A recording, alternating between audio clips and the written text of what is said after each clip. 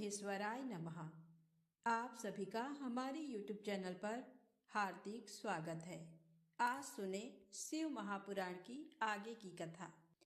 ब्रह्मा जी बोले, हे मुनिश्रेष्ठ नारद, शैलराज हिमालय और मैना से विदा लेकर सप्त ऋषि भगवान शिव के निवास स्थल कैलाश पर्वत पर पहुँचे।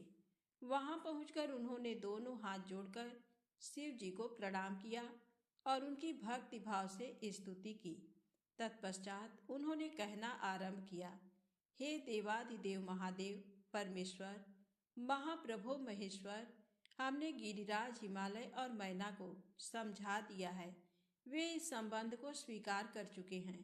उन्होंने पार्वती का वाग्दान कर दिया है। हे प्रभु, अब आप अपने पार्षदों तथा देवताओं के साथ बारात लेकर हिमालय के यहाँ जाइए और देवी पार्वती का पाणी ग्रहण संस्कार करिए। भगवान, आप वेदोक्त रीति से पार्वती को अपनी पत्नी बना लीजिए। सप्तऋषियों का ये वचन सुनकर त्रिलोकीनाथ भगवान शिव बहुत प्रसन्न हुए और बोले, हे ऋषिगण, मैं विवाह के रीति रिवाजों के संबंध में कुछ नहीं जानता।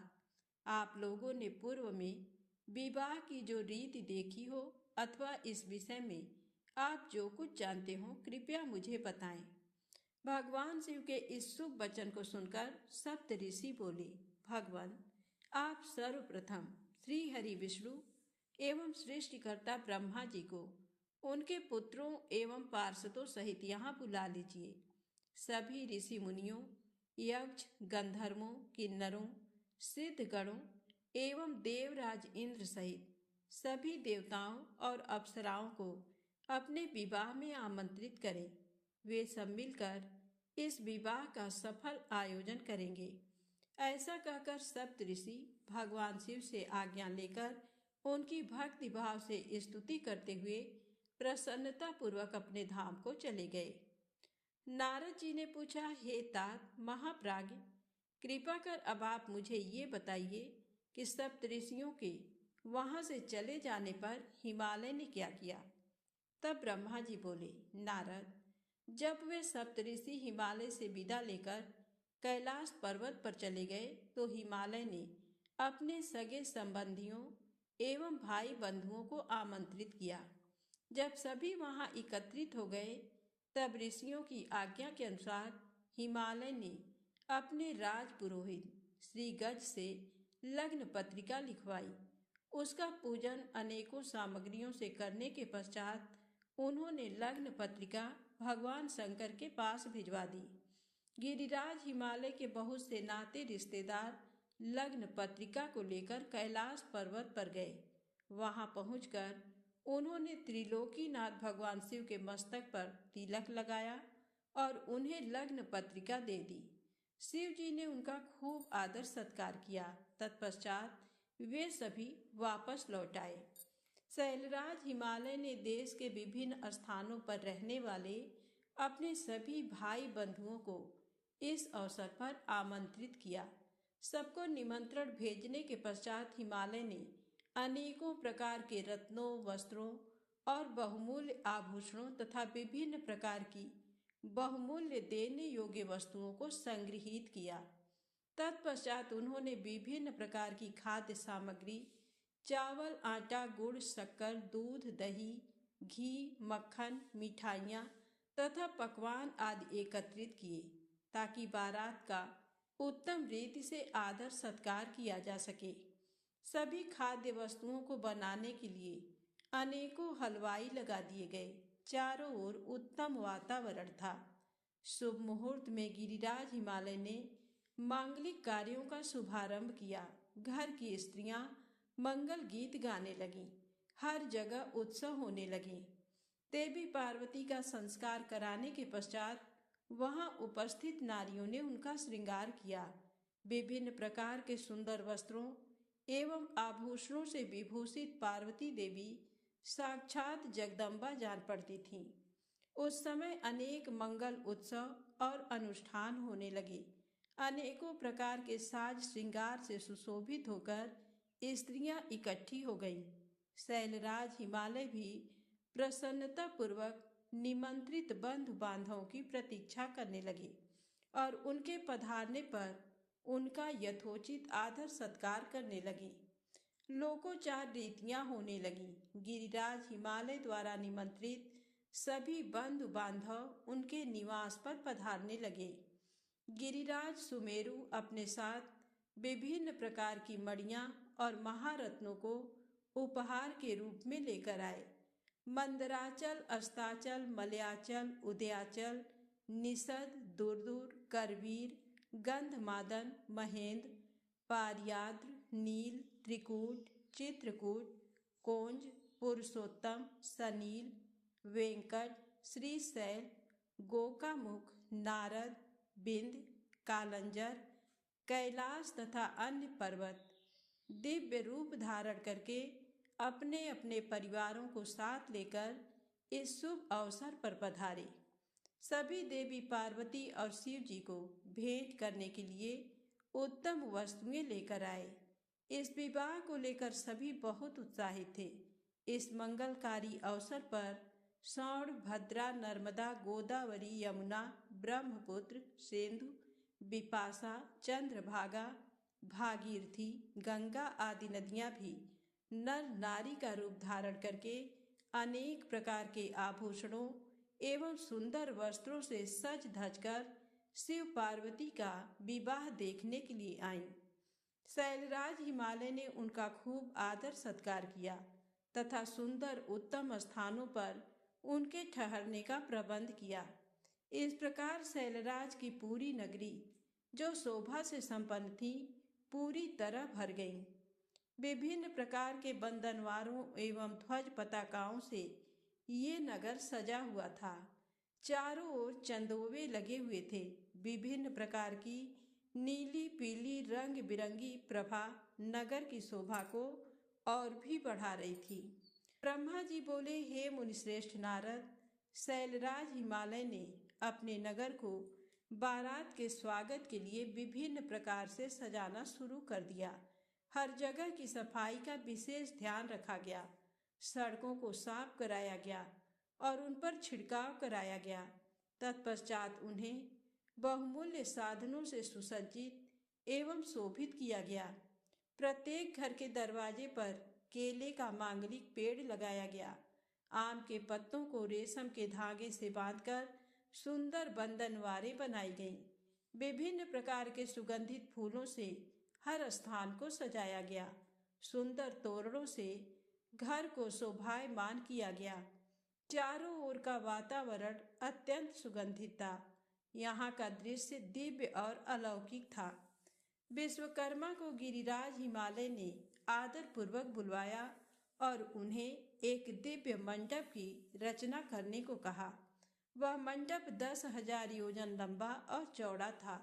वह दिव्य मंडप 40,000 कोस के विस्तृत क्षेत्र में फैला हुआ था। विश्वकर्मा, जो कि देवताओं के शिल्पी कहे जाते हैं, उन्होंने इस उत्तम मंडप की रचना करके अपनी कुशलता एवं निपुणता का परिचय दिया। ये मंडप अद्भुत जान पड़ता था। उस मंडप में अनेकों प्रकार के स्थावर, जंगम, पुष्प तथा स्त्री पुरुषों की मूर्तियां बनाई गई थीं, जो कि इतनी सुंदर थीं कि ये निश्चय कर पाना कठिन था कि कौन ज्यादा सुंदर एवं मनोरम है। वहाँ जल में थल तथा थल में जल दिखाई दे रहा था। कोई भी मनुष्य इस कलाकृति को देखकर ये नहीं जान पा रहा था कि यहाँ जल है या थल। विभिन्न प्रकार के जानवरों की कलाकृतियाँ जीवंत बनाई गई थी।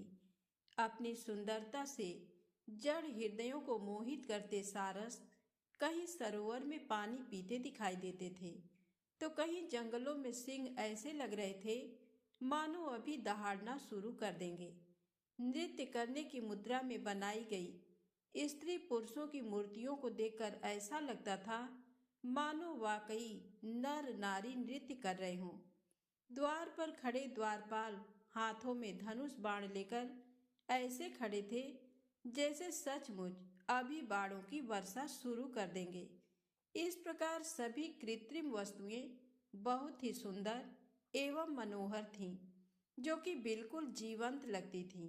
द्वार के मध्य में देवी महालक्ष्मी की सुंदर मूर्ति की स्थापना की थी, जिन्हें देखकर ऐसा प्रतीत होता था मानो क्षीर सागर से निकलकर साक्षात लक्ष्मी देवी वहां आ गई हों।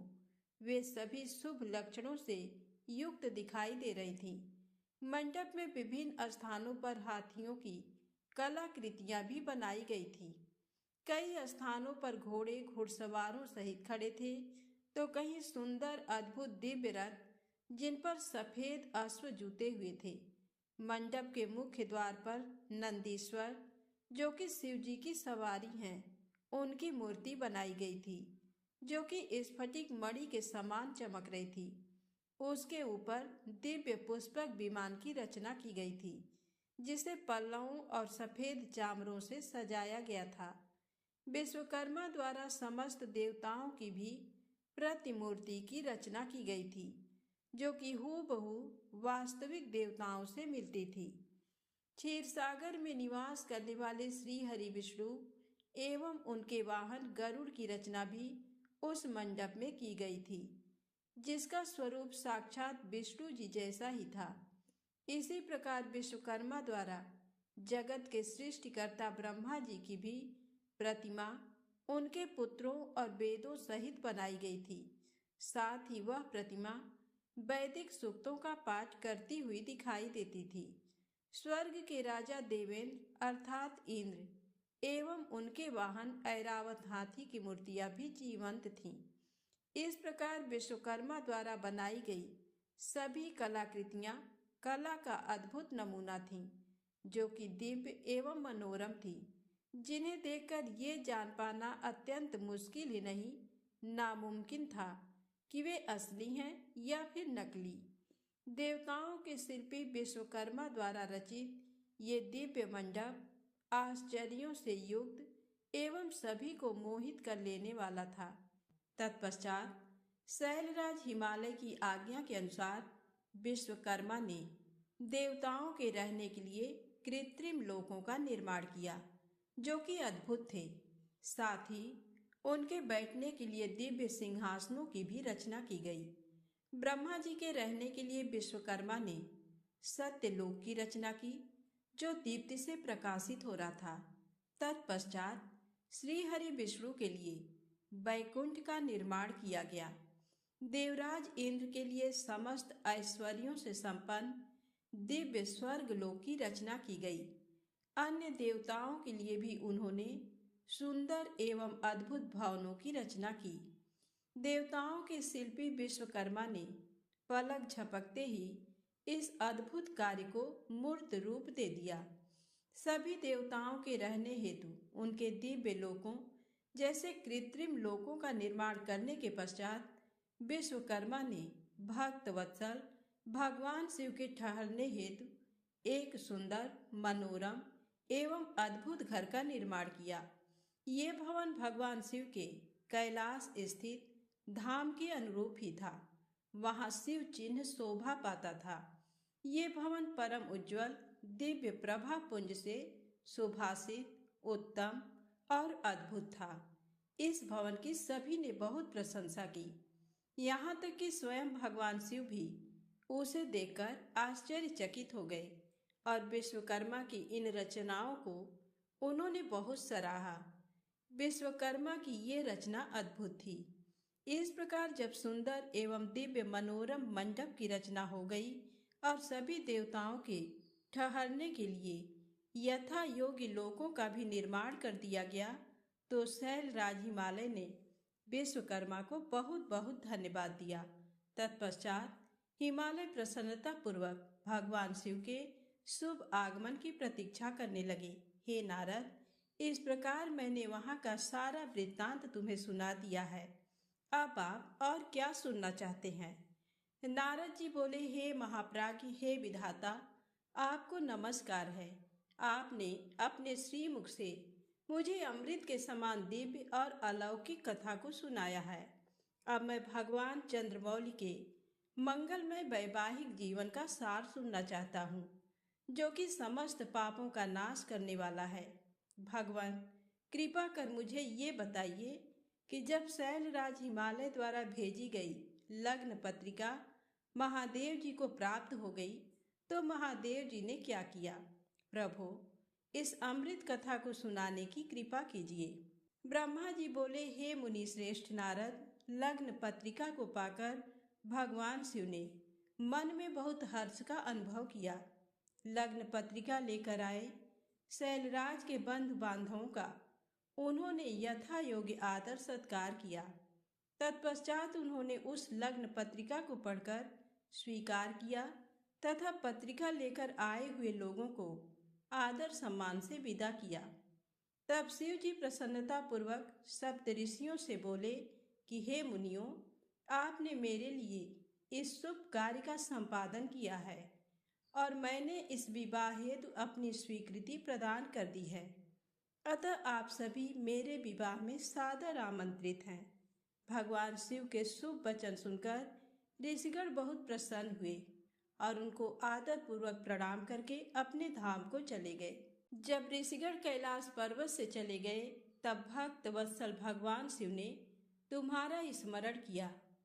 तुम अपने सौभाग्य की प्रशंसा करते हुए तुरंत उनसे मिलने उनके धाम पहुंच गए।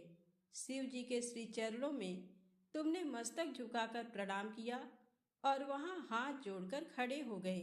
भगवान शिव बोले, हे नारद, तुम्हारे दिए गए उपदेश से प्रभावित होकर ही देवी पार्वती ने घोर तपस्या की और उससे प्रसन्न होकर मैंने उन्हें अपनी पत्नी बनाने का वरदान दे दिया है। पार्वती की भक्ति ने मुझे बस में कर लिया है। अब मैं उनके साथ विवाह करूंगा। सप्त ऋषियों ने शैलराज हिमालय को संतुष्ट कर इस विवाह की स्वीकृति प्राप्त कर ली है और हिमालय की ओर से लग्न पत्रिका भी आ चुकी है। आज से 7वें दिन मेरे विवाह का दिन सुनिश्चित हुआ है। इस अवसर पर महान उत्सव होगा। अतः तुम श्री हरि, ब्रह्मा, सब देवताओं, मुनियों और सिद्धों को मेरी ओर से निमंत्रण भेजो और उनसे कहो कि वे लोग उत्साह और प्रसन्नता पूर्वक सज धज कर अपने अपने परिवार के साथ सादर मेरे विवाह में पधारें। नारद, भगवान शिव की आज्ञा पाकर आपने हर जगह जाकर आदर पूर्वक सबको इस विवाह में पधारने का निमंत्रण दे दिया। तत्पश्चात भगवान शिव के पास आकर उन्हें सारी जानकारी दे दी। तब भगवान शिव भी आदर पूर्वक सब देवताओं के पधारने की प्रतीक्षा करने लगे। भगवान शिव के सभी गण संपूर्ण दिशाओं में नाचने गाने लगे। सभी ओर उत्सव होने लगा। निमंत्रण पाकर अति प्रसन्नता से सज धज कर भगवान श्री हरि विष्णु भी श्री लक्ष्मी और अपने दल बल को साथ लेकर कैलाश पर्वत पर जा पहुँचे। वहां पधार कर उन्होंने भक्ति भाव से भगवान शिव को प्रणाम किया और प्रभु की आज्ञा लेकर अपना स्थान ग्रहण किया। तत्पश्चात मैं भी सपत्नी अपने पुत्रों सहित भगवान शिव के विवाह में सम्मिलित होने के लिए पहुंचा। भगवान शिव को प्रणाम करके मैंने भी वहां आसन ग्रहण कर लिया। इसी प्रकार सब देवता, देवराज, इंद्र आदि भी अपने अपने गणों एवं परिवारों के साथ सुंदर वस्त्रों और बहुमूल्य आभूषणों से शोभायमान होकर वहां पहुंच गए। सिद्ध, चारण, गंधर्व, ऋषि, मुनि सब सहर्ष विवाह में सम्मिलित होने के लिए कैलाश पर पहुंच गए। अप्सराएं नृत्य करने लगी और देव नारियां गीत गाने लगी। त्रिलोकीनाथ भगवान शिव ने स्वयं आगे बढ़कर सभी अतिथियों का सहर्ष आदर सत्कार किया। उस समय कैलाश पर्वत पर बहुत अनोखा और महान उत्सव होने लगा। सभी देवगण हर कार्य को कुशलता के साथ संपन्न कर रहे थे, मानो उनका अपना ही कार्य हो। प्रसन्नता पूर्वक सातों मातृकाएं शिव जी को आभूषण पहनाने लगीं। लोकोचार रीतियां करके भगवान शिव की आज्ञा से श्री विष्णु आदि सभी देवता बर यात्रा अर्थात बारात ले जाने की तैयारी करने लगे। सातों माताओं ने भगवान शिव का श्रृंगार किया। उनके मस्तक पर तीसरा नेत्र मुकुट बन गया। चंद्रकला का तिलक लगाया गया। उनके गले में पड़े दोनों सांपों को उन्होंने और ऊंचा कर लिया और वे इस प्रकार प्रतीत होने लगे मानो सुंदर कुंडल हों। इसी प्रकार सभी अंगों पर सांप लिपट गए जो आभूषण की सी शोभा देने लगे। सारे अंगों पर चिता की भस्म रमा दी गई, वह चंदन के समान चमक उठी। वस्त्र के स्थान पर सिंह तथा हाथी की खाल को उन्होंने ओढ़ लिया। इस प्रकार श्रृंगार से सुशोभित होकर भगवान शिव दूल्हा बनकर तैयार हो गए। उनके मुखमंडल पर जो आभा सुशोभित हो रही थी उसका वर्णन करना कठिन है। वे साक्षात ईश्वर हैं। तत्पश्चात समस्त देवता, यज्ञ, दानव, नाग, पक्षी, अप्सरा और महर्षिगण मिलकर भगवान शिव के पास गए और प्रसन्नता पूर्वक बोले, हे महादेव महेश्वर जी, अब आप देवी पार्वती को ब्याह लेने के लिए हम लोगों के साथ चलिए और हम पर कृपा कीजिए। तत्पश्चात क्षीर सागर के स्वामी श्री हरि विष्णु भगवान शिव को आदर पूर्वक नमस्कार कर बोले, हे देवाधिदेव महादेव भक्त वत्सल, आप सदैव ही अपने भक्तों के कार्यों को सिद्ध करते हैं। हे प्रभु, आप गिरिजा नंदिनी देवी पार्वती के साथ वेदोक्त रीति से विवाह करिए। आपके द्वारा उपयोग में लाई जाने वाली विवाह रीति ही जगत में विवाह रीति के रूप में विख्यात होगी। भगवान, आप कुल धर्म के अनुसार मंडप की स्थापना करके इस लोक में अपने यश का विस्तार कीजिए। भगवान विष्णु के ऐसा कहने पर महादेव जी ने विधि पूर्वक सब कार्य करने के लिए मुझ ब्रह्मा से कहा। तब मैंने श्रेष्ठ मुनियों कश्यप, अत्रि, वशिष्ठ, गौतम, कण्व, बृहस्पति, शक्ति, जमदग्नि तथा शिष्यों सहित व्यास आदि उपस्थित ऋषियों को बुलाकर भगवान शिव की प्रेरणा से विधि पूर्वक आभ्युदयिक कर्म कराए। सबने मिलकर भगवान शंकर की रक्षा विधान करके ऋग्वेद यजुर्वेद द्वारा स्वस्ति वाचन किया। फिर सभी ऋषियों ने सहर्ष मंगल कार्य संपन्न कराए। तत्पश्चात ग्रहों एवं विघ्नों की शांति हेतु पूजन कराया। इन सब वैदिक और अलौकिक कर्मों को विधि पूर्वक संपन्न हुआ देखकर भगवान शिव बहुत प्रसन्न हुए। तब भगवान शिव हर्ष पूर्वक देवताओं और ब्राह्मणों को साथ लेकर अपने निवास स्थान कैलाश पर्वत से बाहर आए। उस समय शिव जी ने सब देवताओं और ब्राह्मणों को आदर पूर्वक हाथ जोड़कर नमस्कार किया। चारों ओर गाजे बाजे बजने लगे। सभी मंत्र मुग्ध होकर नृत्य करने लगे। वहां बहुत बड़ा उत्सव होने लगा। ब्रह्मा जी बोले, हे मुनि श्रेष्ठ नारद, भगवान शिव ने कुछ गणों को वहीं रुकने का आदेश देते हुए नंदीश्वर सहित सभी गणों को हिमालयपुरी चलने की आज्ञा दी। उसी समय गणों के स्वामी शंख कर्ण करोड़ों गण साथ लेकर चल दिए। फिर भगवान शिव की आज्ञा पाकर गणेश्वर, शंख कर्ण, केकराक्ष, विकृत, विशाख तथा वीरभद्र अपने असंख्य गणों को साथ लेकर चल पड़े। नंदीश्वर एवं गणराज भी अपने अपने गणों को ले क्षेत्रपाल और भैरव के साथ उत्साह पूर्वक चल दिए। उन सभी गणों के सिर पर जटा, मस्तक पर चंद्रमा और गले में नील चिन्ह था। शिव जी ने रुद्राक्ष के आभूषण धारण किए हुए थे। शरीर पर भस्म शोभायमान थी। सभी गणों ने हार, कुंडल, केयूर तथा मुकुट पहने हुए थे।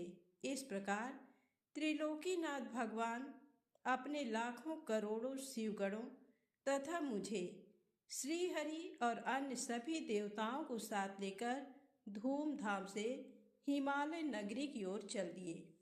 शिव जी के आभूषणों के रूप में अनेक सर्प उनकी शोभा बढ़ा रहे थे और वे अपने नंदी बैल पर सवार होकर पार्वती जी को ब्याहने के लिए चल दिए। इस समय चंडी देवी महादेव जी की बहन बनकर खूब नृत्य करती हुई उस बारात के साथ हो चली। चंडी देवी ने सांपों को आभूषणों की तरह पहना हुआ था और वे प्रेत पर बैठी हुई थी। तथा उनके मस्तक पर सोने से भरा कलश था, जो कि दिव्य प्रभा पुंज सा प्रकाशित हो रहा था। उनकी ये मुद्रा देखकर शत्रु डर के मारे कांप रहे थे। करोड़ों भूत प्रेत उस बारात की शोभा बढ़ा रहे थे। चारों दिशाओं में डमरुओं, भेरियों और शंखों के स्वर गूंज रहे थे। उनकी ध्वनि मंगलकारी थी, जो विघ्नों को दूर करने वाली थी। श्री हरि विष्णु सभी देवताओं और शिवगणों के बीच में अपने वाहन गरुड़ पर बैठकर चल रहे थे। उनके सिर के ऊपर सोने का छत्र था। चमर डुलाए जा रहे थे। मैं भी वेदों, शास्त्रों, पुराणों, आगमों, सनकादि महासिद्धों, प्रजापतियों, पुत्रों तथा अन्यान्य परिजनों के साथ शोभायमान होकर चल रहा था। स्वर्ग के राजा इंद्र भी ऐरावत हाथी पर आभूषणों से सज धज कर बारात की शोभा में चार चांद लगा रहे थे। भक्त वत्सल भगवान शिव की बारात में अनेक ऋषि मुनि और साधु संत भी अपने दिव्य तेज से प्रकाशित होकर चल रहे थे। देवादिदेव महादेव जी का शुभ विवाह देखने के लिए साकिनी, यातुधान, बैताल, ब्रह्म, राक्षस, भूत, प्रेत, पिशाच, प्रमथ आदिगण, तुम्बरु, नारद, हाहा और हूहू आदि श्रेष्ठ गंधर्व तथा किन्नर भी प्रसन्न मन से नाचते गाते उनके साथ हो लिए। इस विवाह में शामिल होने में स्त्रियां भी पीछे न थीं। सभी जगत माताएं, देव कन्याएं, गायत्री, सावित्री, लक्ष्मी और सभी देवांगनाएं और देव पत्नियां तथा देव माताएं भी खुशी खुशी शंकर जी के विवाह में सम्मिलित होने के लिए बारात के साथ हो ली। वेद, शास्त्र, सिद्ध और महर्षि जिसे धर्म का स्वरूप मानते हैं, जो स्फटिक के समान श्वेत व उज्ज्वल हैं, वह सुंदर बैल नंदी भगवान शिव का वाहन है। शिव जी नंदी पर आरूढ़ होकर उसकी शोभा बढ़ाते हैं। भगवान शिव की ये छवि बड़ी मनोहारी थी। वे सज धज कर समस्त देवताओं, ऋषि मुनियों, शिवगणों, भूत प्रेतों, माताओं के सानिध्य में अपनी विशाल बारात के साथ अपनी प्राण वल्लभा देवी पार्वती का पाणिग्रहण करने के लिए सानंद होकर अपने ससुर गिरिराज हिमालय की नगरी की ओर पग बढ़ा रहे थे। वे सब मदमस्त होकर नाचते गाते हुए हिमालय के भवन की तरफ बढ़े जा रहे थे। हिमालय की तरफ बढ़ते समय उनके ऊपर आकाश से पुष्पों की वर्षा हो रही थी। बारात का वह दृश्य बहुत ही मनोहारी लग रहा था। चारों दिशाओं में शहनाइयां बज रही थीं और मंगल गान गूंज रहे थे। उस बारात का अनुपम दृश्य सभी पापों का नाश करने वाला तथा सच्ची आत्मिक शांति प्रदान करने वाला था। तो आज की कथा यहीं समाप्त होती है। प्रेम से बोलें शंकर भगवान गौरी माता की जय हो। यदि आपको ये कथा अच्छी लगे तो प्लीज़ ज़्यादा से ज़्यादा शेयर करें, लाइक करें, चैनल को सब्सक्राइब करें। जय माता दी, जय भोलेनाथ।